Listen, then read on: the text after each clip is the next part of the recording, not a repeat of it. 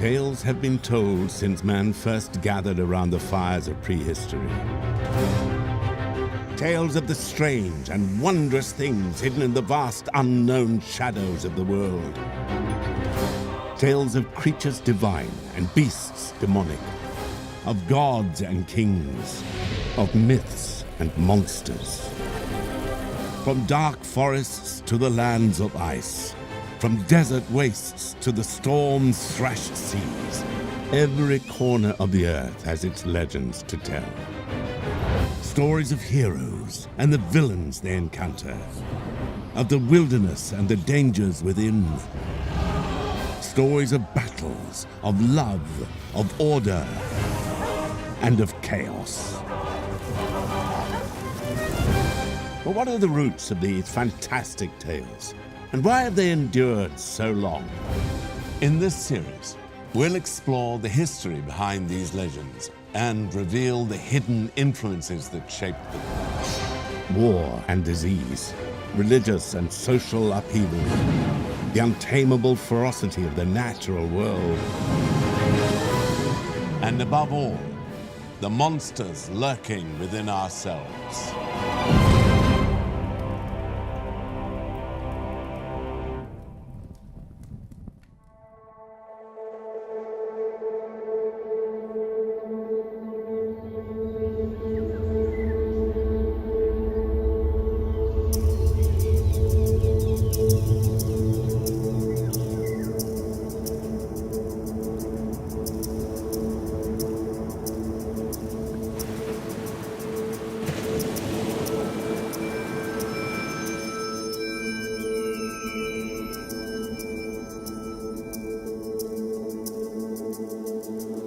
Today, the significance of the wilderness and a journey into it can be hard for us to appreciate. As populations grow and travel and communication become ever faster, we can overlook how different the world was in the past, how vast it must have seemed, and how wild. For thousands of years, most people lived and died within a short distance of the place they were born. Their existence was bounded by the wilderness, by the unyielding darkness of ancient woods, by the ice-shod peaks of impenetrable mountains, and by the hostile desert's lonely wastes. A journey to the next town was a perilous undertaking. It meant abandoning the safe and the familiar, and entering a realm that was not their own.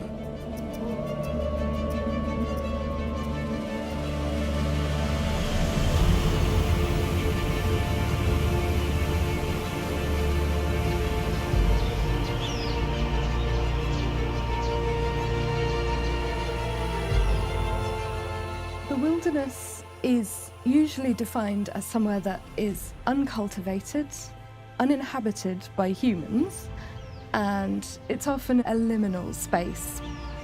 Wildernesses are the places you don't know, the places where you don't go, the places where you have no business to be.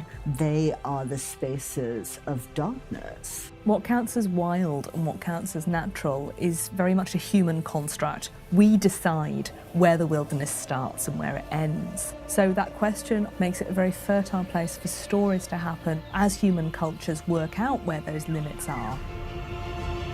You confront difference, you confront a world that's not your own, you confront the unknown. It's dangerous and it's disordered, but it's natural and it's free as well. And this is really, in many ways, the perfect setting for what's going to happen in a myth or a legend. People will fill the wilderness that surrounds them with what they fear in themselves, what they fear in their own society. The wilderness is the place where we expel all the stuff we don't like in ourselves, in our culture, in our society.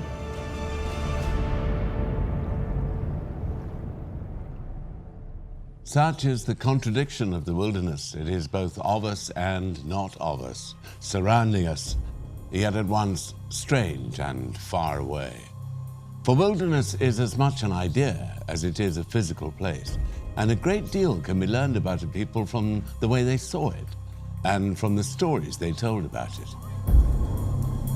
As much as people must have feared what lay beyond their walls, they also relied upon it. Seas threatened the fisherman with drowning, but they provided his livelihood too. The forest hid all manner of danger, but that was where the hunter had to roam. The trees can hide more than deadly creatures and lawless men, however. As the ancient story of Actaeon tells us, magic and madness can lie in wait should we ever stray too far from the path.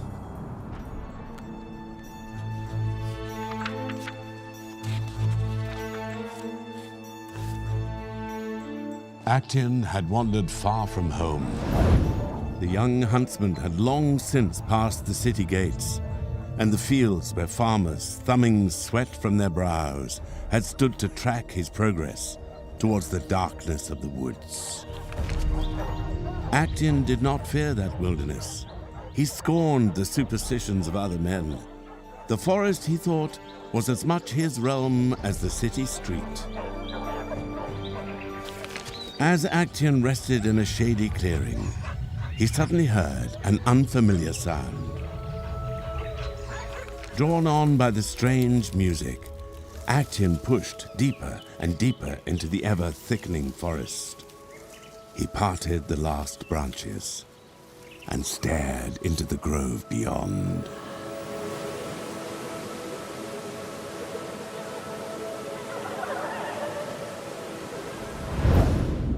The story of Actaeon is a classical myth.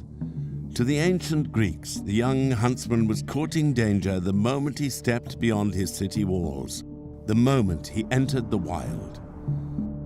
For the Greeks, human life revolved around the city. Athens, with its resplendent temples, was the birthplace of democracy. In its golden age, it became a flourishing center of art and philosophy. Socrates and Plato called the city home, as did the great playwrights Euripides and Sophocles. Their works helped shape Western literature and thought, and they are still read, debated, and performed to this day. Athens was not only a cultural powerhouse, it had military muscle too, with a navy which dominated the Aegean Sea. This supremacy was not unchallenged, however, for Athens had a rival, another great city of ancient Greece. Renowned for its austere discipline and the skill of its hoplite warriors, Sparta was more than a match for Athens. The long war between the two great cities consumed the ancient Greek world and ultimately ended the golden age of Athens. Cities such as Athens and Sparta were the human realm. What lay beyond belonged to something else, however.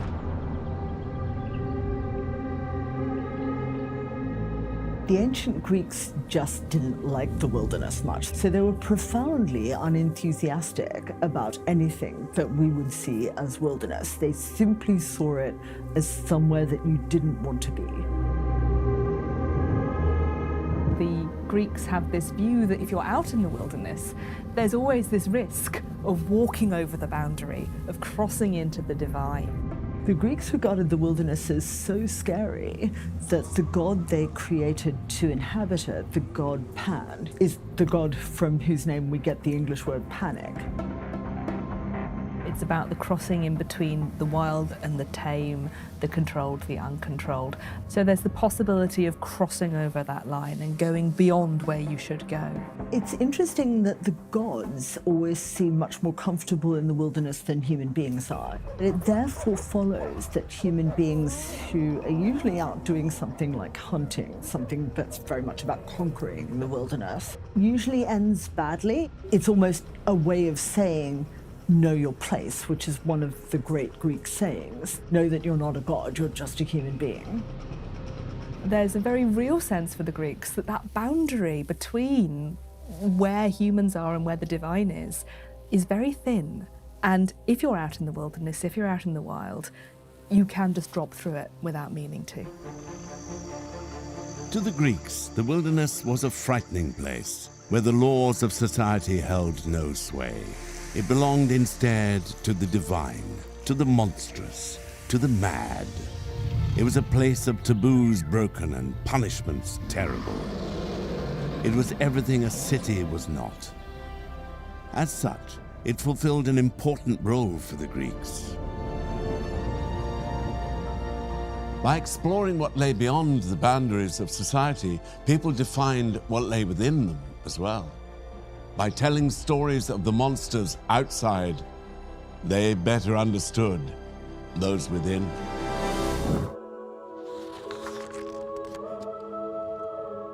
Actaeon stared into the grove.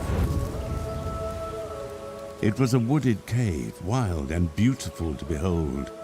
He was enraptured. He could not resist. He had to get closer. Actaeon crept forwards down to the water's edge, drawn on, ever on by the sight before him. His foot broke the stillness of the crystal waters. The ripples spread. Suddenly, dark eyes turned on the intruder, for those were no mortal creatures. This was the goddess Artemis and her nymphs, Artemis of the wilds, of the hills, of the moon. The goddess stood, cloaked in her wild fury. Actaeon ran. Actaeon's encounter with the goddess Artemis would not have surprised the ancient Greeks. For them, the wilderness was no place for man.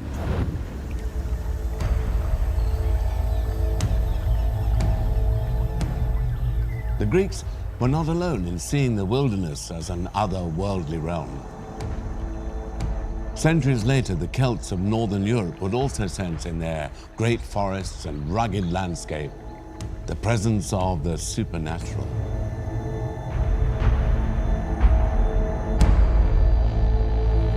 The Celts were a pre-Christian people.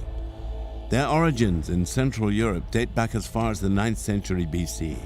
At its height, Celtic culture spread as far south as the Iberian Peninsula and as far east as modern Turkey.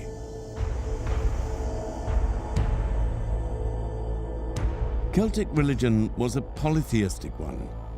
The worship of its many gods was led by the Druids, mysterious figures of great social importance. They made prophecies, dispensed justice, and performed religious rites that may even have included human sacrifice. Celtic society and the age of the Druids was threatened, however, by the growth of the Roman Empire. Most of our sources for the Celts are Roman sources, unfortunately, rather than surviving Celtic sources. The Celts didn't write their stuff down and the Romans did. So we have Julius Caesar's horrified account of Celtic sacrifices in oak groves, and oak groves with bits of sacrificed people hanging off them. So that's the first encounter between the Romans and the people that they came to call the Celts. And it's an encounter fraught with horror and dismay. Interestingly, the Romans never called the Celts Celts. They call them Gauli, Gauls, or Britanni, Britons, basically. So they don't actually use the term Celts. So clearly they were aware of this slightly disparate group, which was nevertheless pressuring on their desire to establish a huge empire. The Roman authorities suppressed the Druids, who disappeared from the written record in the 2nd century. Much of the Celts' unique cultural heritage was preserved only as an oral tradition, and so it was lost, along with the Druids. The Druids were a challenge for the Romans because they were very, very secretive. They didn't like even writing down what their beliefs or their rituals were, and that was a problem. The Romans found it very hard to get to understand what it was that they were facing. Faced with all that secrecy and denial, they decided that the easiest thing would be to get rid of it completely. The Romans' attitude to the Druids was the same as their attitude to any group that they were going to take over. If there was a locus of power in that group, it had to be suppressed. By 500 AD, the once widespread Celtic people are to be found only in northern Europe, in parts of Britain, France, and in Ireland.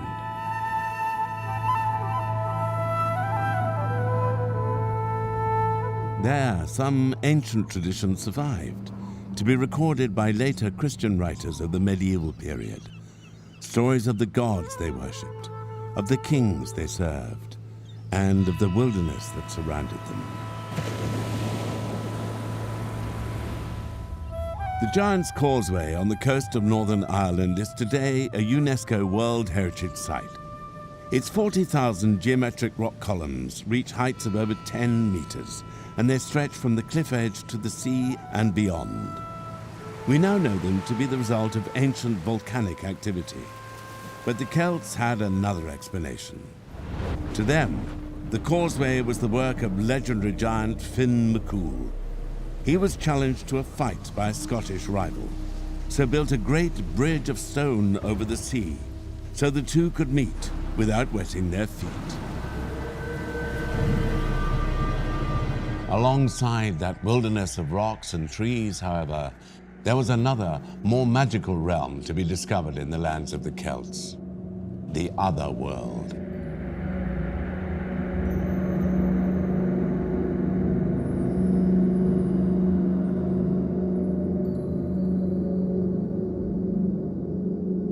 The Celtic otherworld was a supernatural realm, a realm that existed alongside of our own and parallel to our own.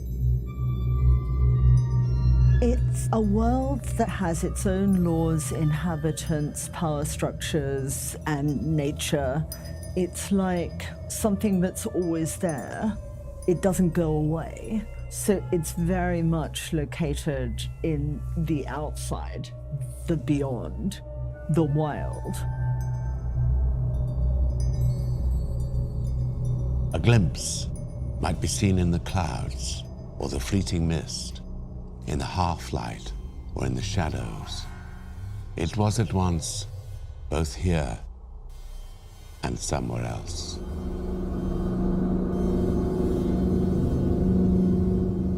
Stories of humans entering the elusive realm are found throughout Celtic mythology. Sometimes heroes were enticed in by a beautiful fairy maid, or they stumbled across an entrance in a cave, or under the water, or in a dream. The other world they found beyond was home to the many pre-Christian gods of the Celts. It was a land of eternal youth and beauty, where it was always summer, and there was no hunger and no despair. The realities of life for most Celts were sickness and starvation, war and want. The other world must have offered an attractive mirror image of those struggles. However, the price the other world extracted could be hefty too. Just as in the tales of the ancient Greeks, these human encounters with the supernatural did not always have a happy ending. The Celts managed the wilderness by peopling it with entities that are somewhat like themselves. On the other hand, those entities are, more often than not, at least potentially very dangerous. The realm of the fairies is superficially attractive, it seems quite glamorous, but often when the hero's in there, they discover that there's another side to it. Initially, the character who stumbles into the other world finds it a sort of glorious and happy place. But generally, the longer the character stays in that other world, they realize that it's more sinister, that it's got darker dimensions. Let's take the beautiful fairy lady, who's perhaps the most typical issuer of an invitation to the Celtic otherworld. In Irish mythology, she's usually well-intentioned and usually won't do any harm in and of herself. But there's still a problem, because if you spend 3 days with her, it'll be 3 years where you came from. If you spend 3 years with her, it'll be 300 years. So when you go back home, everybody you know will be dead. The principle of life is change, and we often regard that as a frightening thing because we don't want to grow old, we don't want to die. But yet the idea of the fairy realm suggests that the opposite is also quite horrific, that if we didn't grow old, if we stayed static, then there would be no growth, there'd be no life. For the heroes of Celtic myth, Entering this fairyland meant abandoning home and family. By their return, though, the world had changed, and there was no place left for them in human society. The stories seem to recognize that shared suffering and ultimately shared mortality are necessary for society to function. For where there is suffering, there is also kindness. And where there is death, there is a need for new life. Actaeon heeded not the rocks underfoot, nor the branches clawing at his tunic, slashing at his face. But he could not escape the goddess's rage. Actaeon had intruded, as no mortal should, upon the realm of the divine. He would have to be punished. As he ran, the bones of his face began to split and reform. Actaeon stumbled, his whole body taut with pain. Antlers burst through his skull. He tried to scream, but a stag's harsh cry had displaced his human tongue. The dogs he had left behind stirred from their rest. That familiar scent. It quickened in the mouth of every hound. Excitement quivered through the pack. A stag. The hunt had begun. Actaeon is transformed from man into stag. His dogs change from loyal companions into fanged predators. The transformation of these dogs strikes at a very human anxiety. Our communities are ordered. Laws govern our behavior. Crimes are punished. But in the natural world, it can seem that chaos reigns. Like Actaeon and his hounds, our grip over the wild is only ever a tenuous one. Some things are beyond our control. We are at all times exposed to the random ferocity of nature.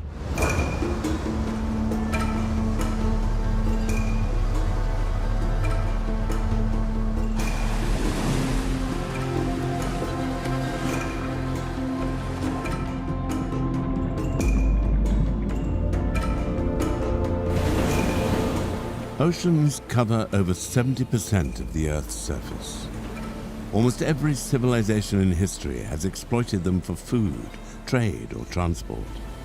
But if the waters brought opportunities, they also represented danger. You were at the mercy of the wind and the storms. Leaving view of shore was a very dangerous undertaking that only very experienced sailors took. It's quite normal for sailors to be scared of the sea. It's not the case that people who cross the sea are comfortable with it or at home with it. It's actually normal, the more time you spend with it, to distrust it. Even experienced sailors, even experienced mariners will be caught by surprise by the behavior of waves, by currents, by weather. It was not just the wind and waves that sailors feared. Throughout history, there have been tales of strange creatures living in the cold blackness of the deep. The serpents of the mid-Atlantic which stalked ships of the Royal Navy. The vast devil whales seen by early Irish explorers. And of course, the famous monster of Loch Ness in Scotland. None, however, is more terrifying than the creature said to dwell off the frozen coasts of Norway and Greenland. The King's Mirror, an old Norwegian manuscript from the 13th century, spoke of a creature that had never been caught. A beast so large, sailors mistook it for land, an enormous being which devoured fish, men, and even ships whole. They called it the Hafgufa. The Hafgufa is a sea monster that appears in the saga of Arrowod. This sea monster is enormous and spends most of its time below the surface level of the sea. So all you ever see of it is its nostrils and its fangs. And when it comes to the surface, it looks like two big craggy rocks sticking up out of the sea. Its name is made up of two elements, the Old Norse words for sea, haf, and gufa, which is steam or vapor. So perhaps it's something about this monster's breath as it comes to the surface, looking like sea mist. It's a sort of seagoing nightmare that illustrates the way that the ocean's depths are the ultimate wilderness, the ultimate unknown space. The stories circulated among fishermen and traders of the north for decades. Some likened the creature to a giant crab. Others said it was more like a squid with enormous tentacles that ensnared boats and sailors alike. All agreed, though, that not even the greatest ships of war could resist its attack. Over time, a new name emerged and stuck. The beast was dubbed the Kraken.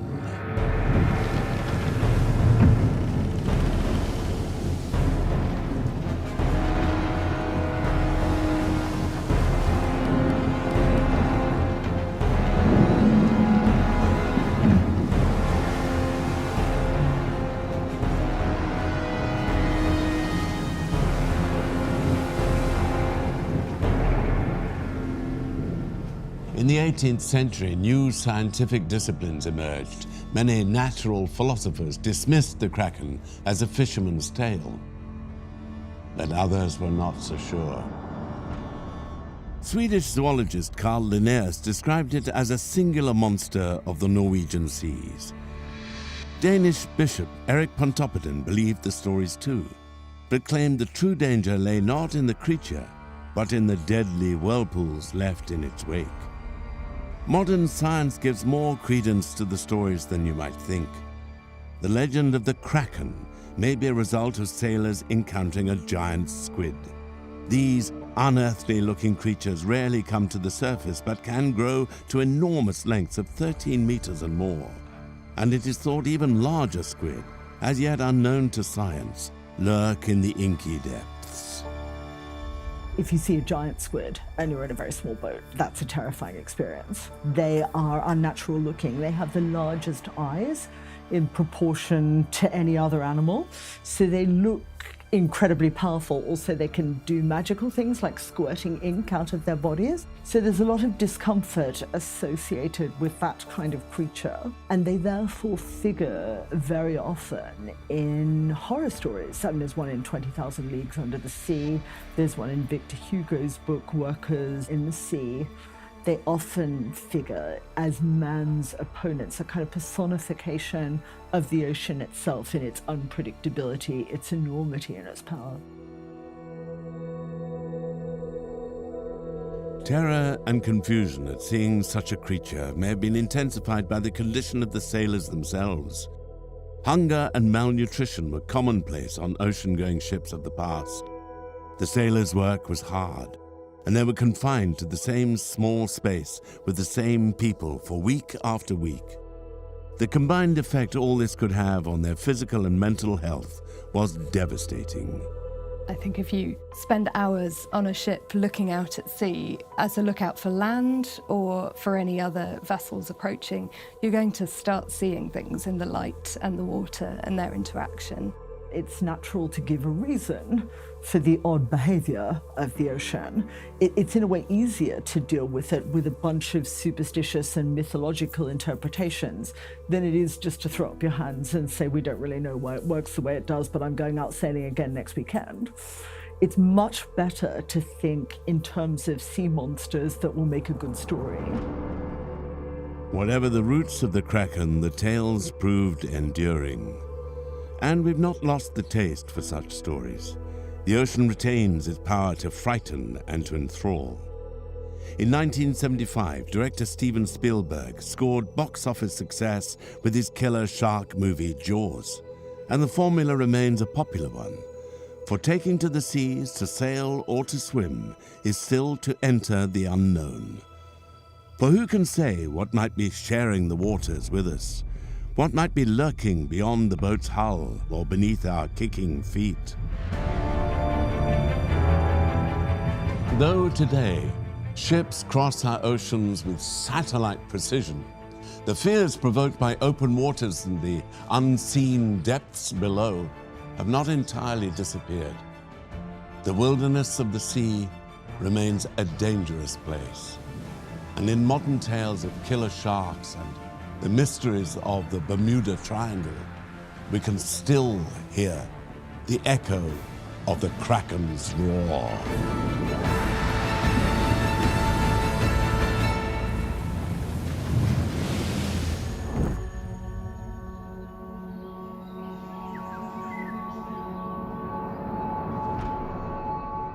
For thousands of years, Europe was cloaked in forests. Even the largest of its settlements and cities were mere pinpricks of light among a vast wooded darkness. It should be little surprise then that the forest is a common setting in the continent's myths and legends. It was both mysterious and familiar, dangerous, but within touching distance of home.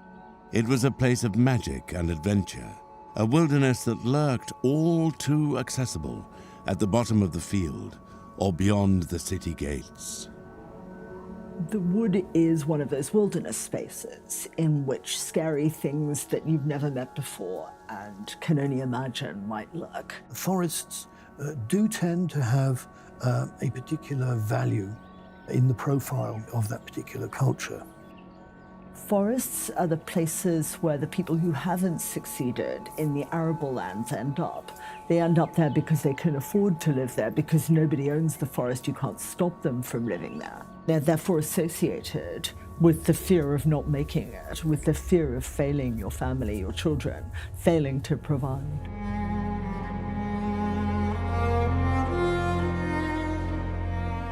Among the most famous stories of the forest are the fairy tales collected by two German academics in the 19th century, the brothers Grimm. Jacob and Wilhelm Grimm were born in Hanau in central Germany in the late 18th century. Their childhood was one of comfortable affluence until the death of their father in 1796 plunged the family into poverty.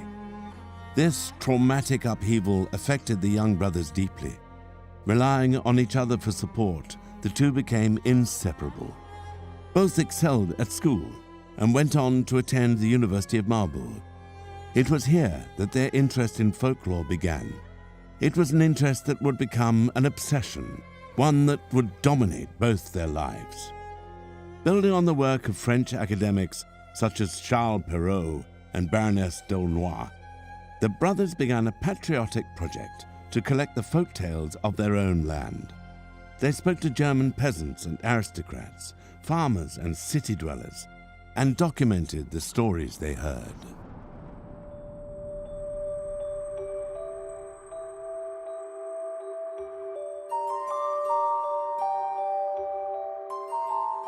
The Grimm tales were collected from people who lived in Hesse, which, though it was quite industrialized by the Grimm's time, had a lot of woods in it. About 10 or 11% of the United Kingdom is covered by what we would call woodland. In Germany, even today, it's something like 35%. So forests are everywhere. Now, there's a particular reason for that, which is that the Germans place a high esteem on unspoilt nature. That's simply a cultural given. And that means that in some ways, Germans value a radical encounter with otherness represented by the forest in their renditions of fairy tales. Their stories handed down by families who lived among those woods and who often lived very difficult and impoverished lives. The Grimms collected stories from a whole range of sources, in the main from middle-class bourgeois friends and neighbours and people in their own social circle. They'd often take several different versions of the same story, take the bits they liked, cannibalise them in effect, and combine them into a new story. They were adapting the tales, of course, for an educated, literate public, a middle-class and aristocratic public, and they were adapting the content of those tales, of course, to the expectations of that public. In 1812, the Grimms published the first volume of their children's and household tales. 3 years later, the brothers added a second volume, forming what we now know as Grimm's Fairy Tales.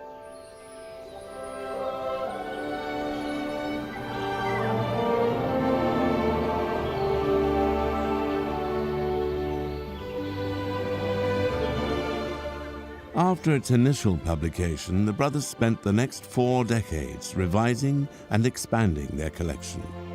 The 7th and final edition of 1857 contained more than 200 stories. Many of those tales are now familiar to us all: Little Red Riding Hood, Sleeping Beauty, Hansel and Gretel, and many more.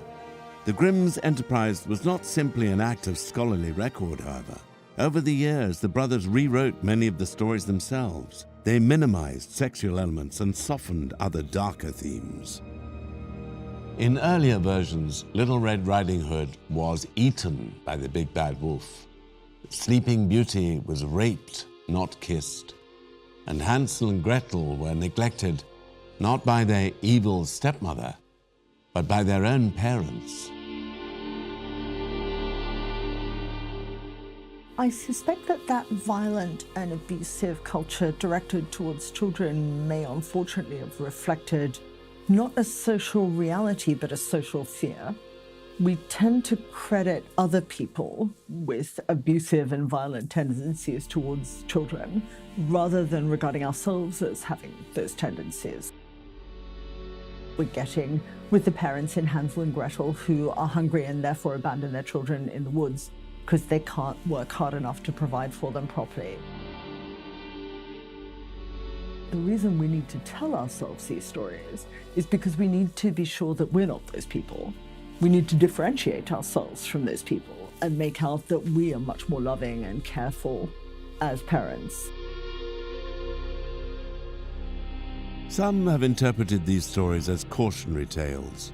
Little Red Riding Hood tells us to obey our elders, beware the woods, and be cautious of strangers from beyond our homes.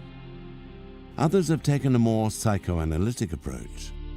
Employing the concepts of Sigmund Freud, these interpretations recast the story as one of sexual awakening. The dark woods are a symbol of the unconscious mind. Obedient and innocent, she is the archetypal female. The wolf, on the other hand, hungry and aggressive, is the male. When they meet later at the grandmother's house, Little Red Riding Hood recognizes the wolf in his disguise, but does not flee. Instead, she climbs into bed with him. The scene is a seduction, and Little Red Riding Hood is a willing participant. Fairy tales, like all stories, have an element of content which is not explicit on the surface. Psychoanalysts have also argued that fairy tales communicate to us at the level of the unconscious. In particular, they communicate to children at the unconscious level. In real life, wolves very rarely attack human beings. They're actually quite sensible animals. So it follows, therefore, that wolves must be symbolic rather than representing an actual threat. What they seem to represent, it's the fear that human beings who live in woods might become wild and wood-like. They represent this sort of savage interior that has to be carefully contained, controlled, and muzzled by civilization. If the wolf is a symbol of the wildness lurking within us all, then its frequent presence in these stories is a reminder that however grandly we build our monuments, however elegantly we draft our laws, civilization is ultimately a fiction, a veneer far thinner than we would like to admit.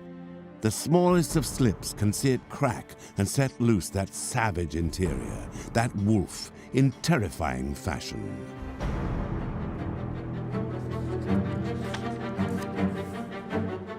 Hurtling through bush and trees, Actaeon's hounds streamed after him as never before. The transformed huntsman urged his unfamiliar limbs on. Close behind was Blackfoot Melampus, swift as the wind. Beside him, Snatcher, fiercest of all, and Shepherd, his favourite, who knew not his master's call. Actaeon crashed on through the woods, but the trees closed tight around him. There was nowhere left to run. On every side, the ravenous dogs surrounded their dear master.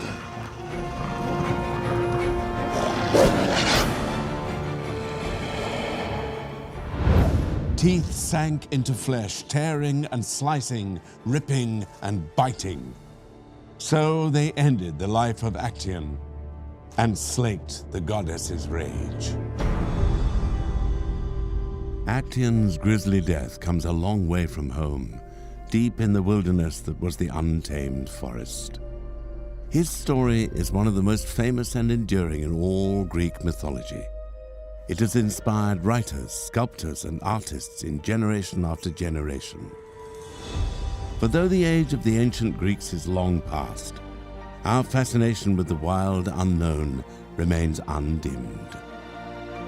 Throughout history, societies have used the wilderness to explore what frightens us about the world and about ourselves, to help us understand what it means to be part of a family, part of a community, and what it means to lose those things. The wilderness is, in some respects, the opposite of civilization, but also there's a sense in which we carry a bit of wildness in ourselves as well. The wilderness also becomes a place for exploring what happens when humans get too civilized. What does it mean when we go too far, where we start sort of becoming too artificial and too false? It might be the mountains, it might be the heath. It's the place where, because you haven't got a big rational take on it, you can fill it with the irrational, the parts of yourself that you normally repress or crush. It continually calls to us as being untamed, and we are drawn by the lure of taming it, but it will never actually give in to our control.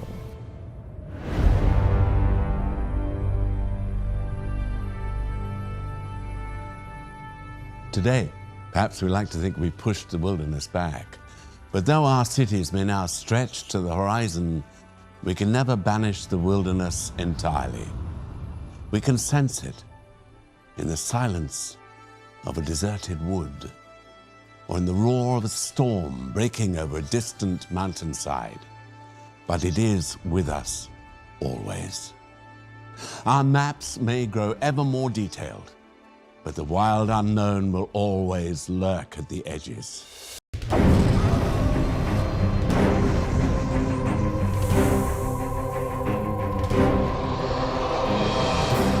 Tales have been told since man first gathered around the fires of prehistory. Tales of the strange and wondrous things hidden in the vast unknown shadows of the world. Tales of creatures divine and beasts demonic, of gods and kings, of myths and monsters. From dark forests to the lands of ice, from desert wastes to the storm-thrashed seas, every corner of the earth has its legends to tell. Stories of heroes and the villains they encounter, of the wilderness and the dangers within. Stories of battles, of love, of order, and of chaos. But what are the roots of these fantastic tales? And why have they endured so long? In this series, we'll explore the history behind these legends and reveal the hidden influences that shaped them. War and disease, religious and social upheaval, the untamable ferocity of the natural world. And above all, the monsters lurking within ourselves.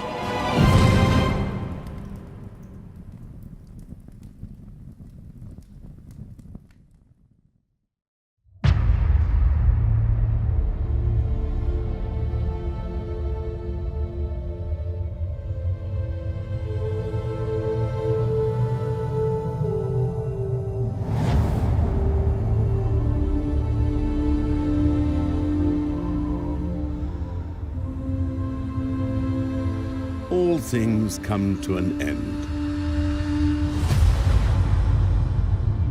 Mighty trees wither. Monuments crumble. And even the brightest star in the night sky will one day lose its luster.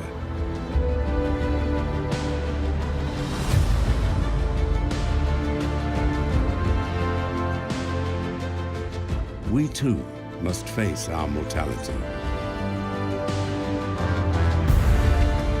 Universal though death is, Every culture varies in the rituals and beliefs that surround it.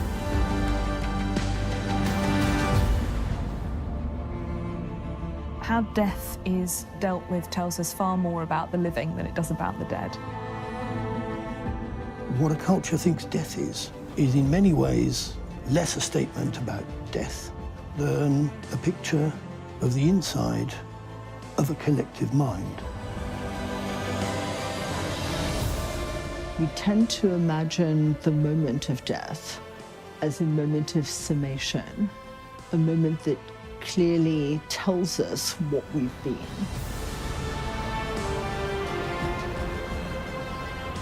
It can tell us about what is considered a good death and a bad death, and what that then tells us about broader social values.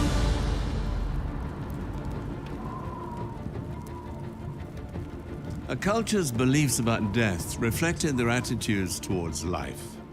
In their hopes for the hereafter, in their stories of resurrection and their visions of the end of the world, societies revealed what is most important to them.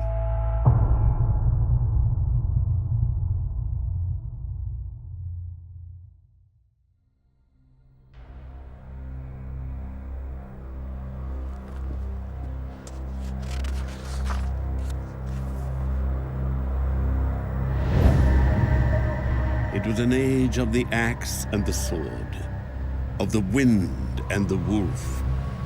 The kingdoms of the earth had fallen into chaos. Survivors sought what shelter they could find. For a mother and her child, the shattered remnants of an abandoned village offered comfort in these times. But starvation and despair had made monsters of men.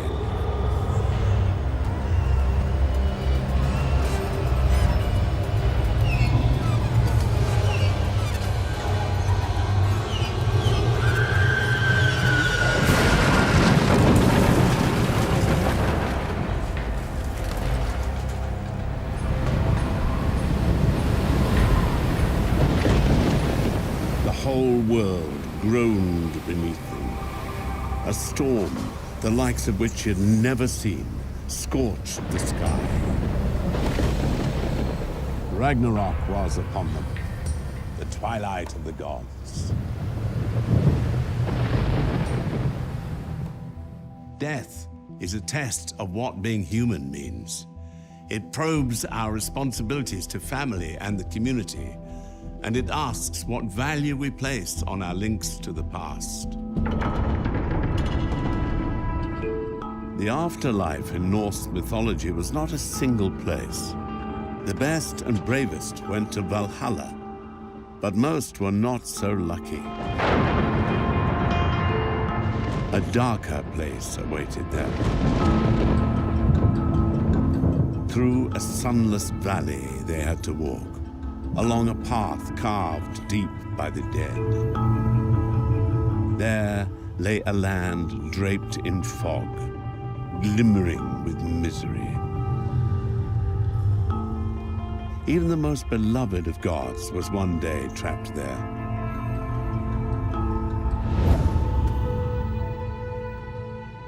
Balder was the son of the gods Odin and Frigg.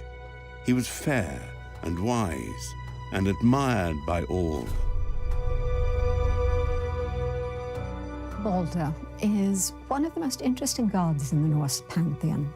He is beautiful, he is literally shining. He is, in a sense, the best of the gods. As a result, like all people who are loved and admired and who seem intrinsically good, he's kind of doomed. There's a prophecy that he's going to die. Balder dreamt of his death. So did his mother, the goddess Frigg. So she traveled all around the cosmos, extracting a promise not to hurt Balder from every pebble, plant, bird, and beast. But she had made a mistake in her oath-gathering. There was one thing she had missed. she doesn't ask the mistletoe. Now, we're not sure why the mistletoe was excluded. It was clearly a sacred plant of some kind, possibly because it winds around something else. It said that this was a very weak plant, so she didn't bother asking it. For whatever reason, there's this one seemingly harmless thing in the entire world which does not promise that it will not injure Balder. Meanwhile, the gods had invented a new pastime, using Balder for target practice. They hurled rocks at him, trees at him, and anything else they could find. No matter how mighty the throw or how sharp the missile, Balder was unharmed. But one god knew more than the others. Loki, the mischief maker, had heard of Frigg's mistake with the mistletoe. He thought of a better game. Loki is determined to bring about the death, and so he coaxes the mistletoe into growing bigger and bigger, and then eventually crafts it into a dart, which he hands to Balder's blind brother Hod. Hod threw this missile at his brother, but instead of bouncing off, the dart of mistletoe pierced Balder's heart. The horrified gods could only watch as the best and most beloved of them fell down dead.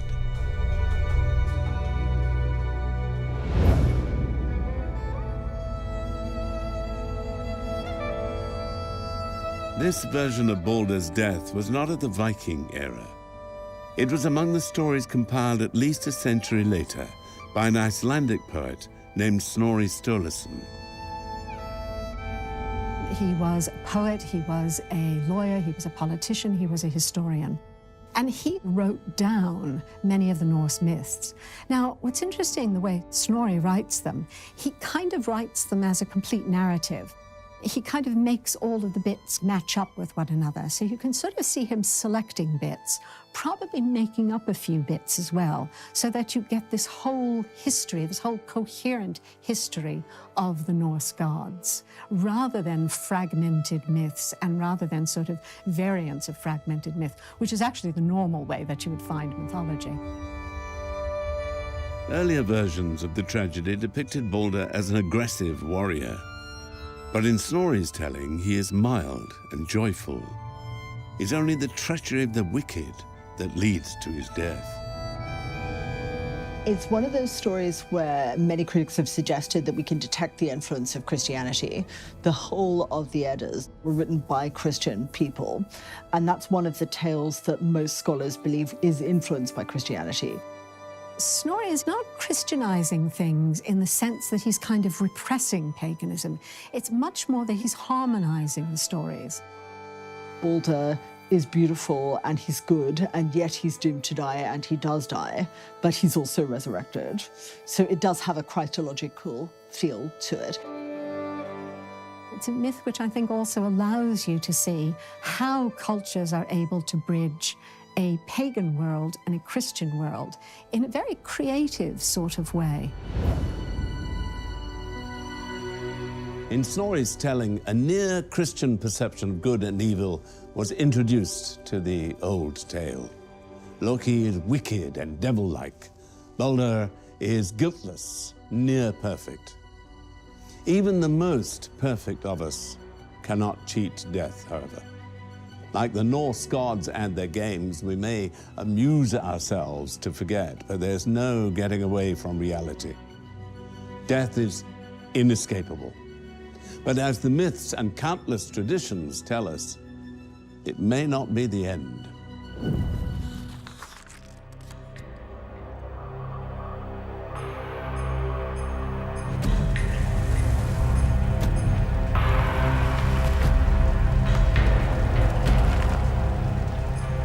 The enemy were on the march. Monsters and demons. Giants and world wreckers. They were coming for the gods. Odin, chief among the gods, sought no counsel but his own. Long had he awaited this day. The gods gathered in their feasting hall. The rafters shook to rumor and discord. The world tree had shuddered. The Gallahorn had sounded. Their doom had come at last. We will not shrink from this battle. Odin silenced them all. We will face them. We will fight. We will fight together one last time. The gates of Valhalla, sealed so long, swung open. The mighty warriors of ages past marched forth to war. An eternity had they readied themselves for this. The final battle was about to begin. Valhalla was Odin's domain. The majestic hall, thatched in golden shields, was home to the bravest of Norse warriors who fell in battle. No such paradise was in prospect for the warriors of ancient Greece, however. Great heroes and lowly servants alike descended into the vast darkness of the underworld. A river stood before them there. Only those who'd been properly buried, with a coin beneath their tongue, could pay the ferryman to take them across. Nowhere is the question of proper burial more pressing, or the consequences of getting it wrong more tragic, than in the story of Antigone. Two brothers had fought for the crown of Thebes. Polynices had raised an army to unseat his brother Eteocles. In the mighty battle that followed, each had fallen to the other's sword. Their mourning sister Antigone was left to bury their bodies. But a new king had taken the throne. Creon was his name. He decreed that traitors should not receive burial. He refused Antigone permission to bury Polynices. Defying the laws of the gods, he ordered that the rebel be left to rot on the battlefield.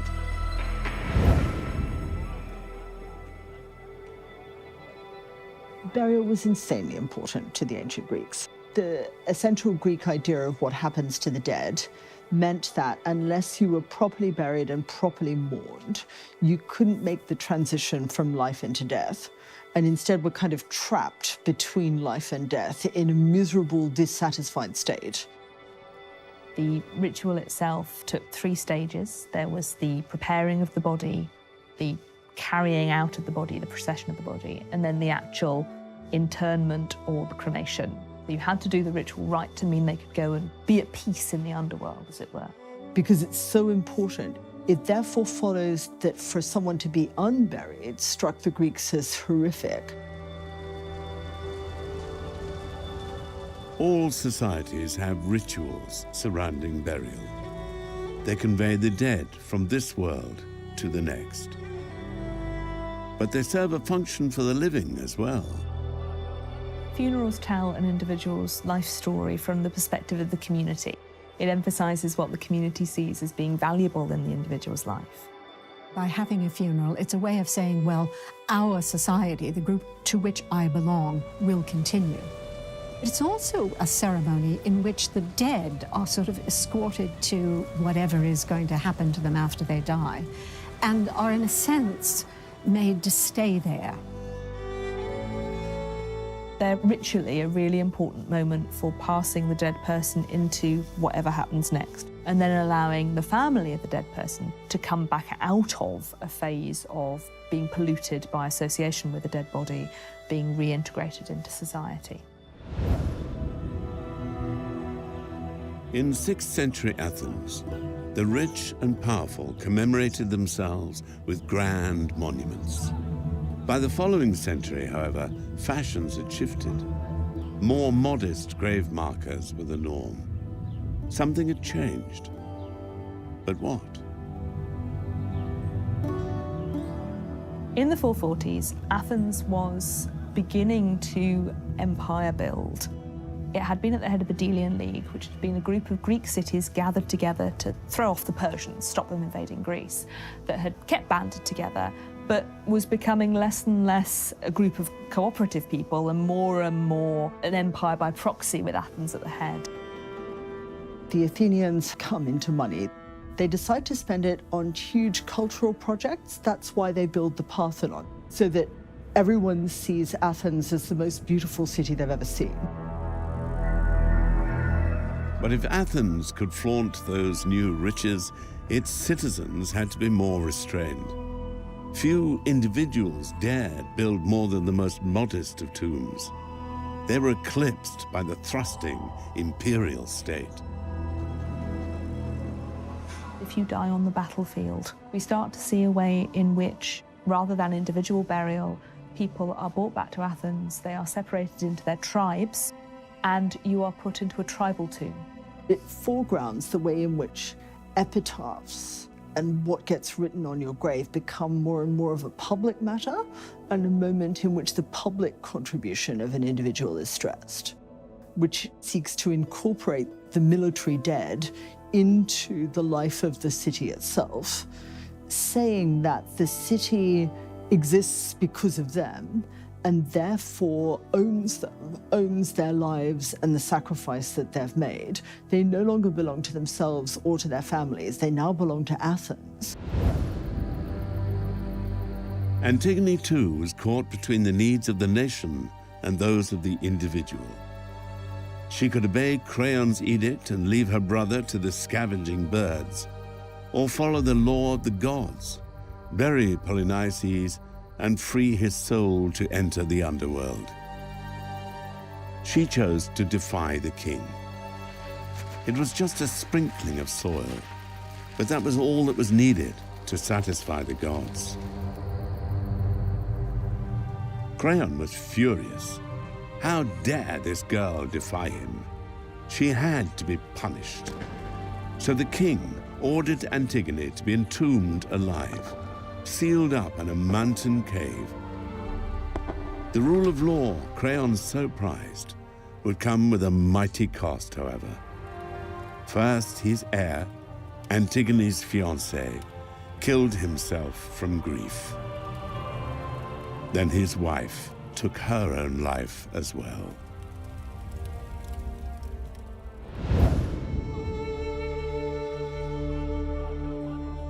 Although written almost 2,500 years ago, the tragedy of Antigone exposes tensions in society that we debate to this very day.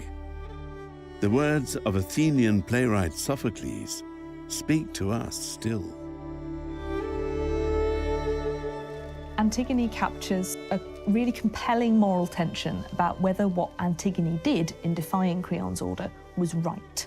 The reason that carries on being so compelling is the battleground of what right is keeps on shifting. For the ancient Greeks, it was sort of very much about respect for the gods, about piety, and Antigone saying, well, your rule, your law does not override the law of the gods.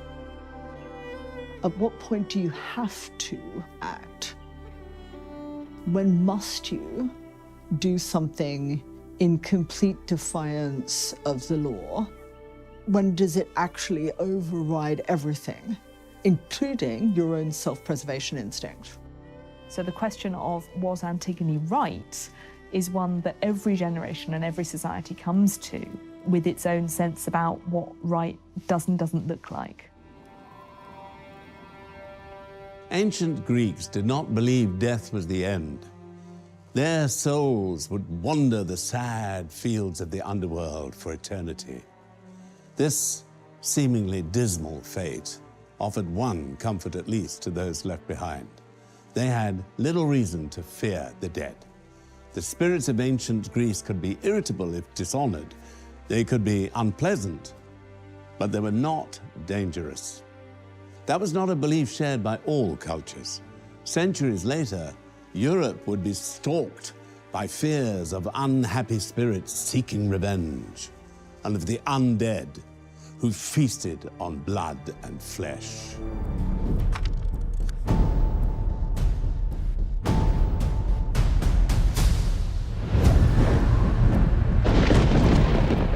The sky was rent asunder. The great battle of the gods had begun. The dread wolf, Fenrir, that beast of slaughter, strained to join the fight. Odin stood fast with his dwarf-forged spear and helm of shining gold. The Midgard serpent, immense and writhing, dripped venom foul and deadly. Facing him was mighty Thor, brave warder of the earth. He summoned up his strength and all the power of his hammer. More lethal still was the fire giant Surtur, with his body of riven flame. It was Freyr the Bright and his boar steed Golden Mane who joined battle with this demon. The earth convulsed as the fighting raged. In the cataclysmic events of Ragnarok, it is giant snakes and wolves that run amok. Yet perhaps more frightening and more fascinating are the monsters closer to humans, the ones that walk amongst us, the ones who look like us, the ones who were us.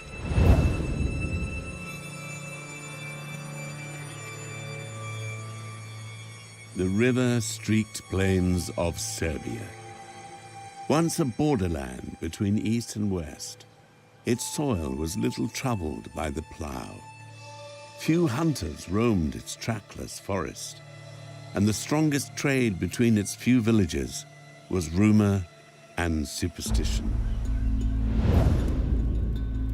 In 1725, the tiny hamlet of Kilisova became the talk of Europe. For 9 people had died within a week, with no sign of sickness and no sign of plague. It seemed impossible. In fearful whispers, the rumors spread. A night walker was stalking the village. It throttled men in their sleep, some said. But others insisted on a different explanation. The night walker, they said, ate human flesh and drained its victims of their blood. Tales of demons who consume the flesh and blood of the living are nothing new. They've been found throughout history in nearly every culture around the globe. The belief in the undead coming back to nourish themselves in some parasitical, inimical way on the bodies of the living is very widespread in human cultural history. One of the consistent things about societies is that once the dead are dead, we really want them to stay dead. There is an almost universal fear that if the dead return, they will somehow damage the living. As soon as an imperial official from Vienna had arrived in the village as witness, they began digging. For just before the Nightwalker had claimed its first victim, an old man had died in Kilisova. This was the grave the villagers opened. What was found within stunned the imperial official. The old man's body was pink and fat. His hair and fingernails had grown, and his mouth was wet with the blood of his victims. A medical person would say, oh, no, hang on. This is natural decomposition.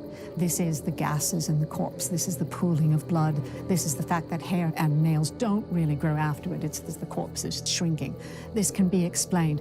It's medicine. It's perfectly natural. Well, that's fine, but it isn't necessarily going to address the anxieties and the fears. The villagers of Kilisova removed the old man from his grave. They drove a metal stake through his heart and burned the body on a fire. For the villagers were convinced the old man was a vampire.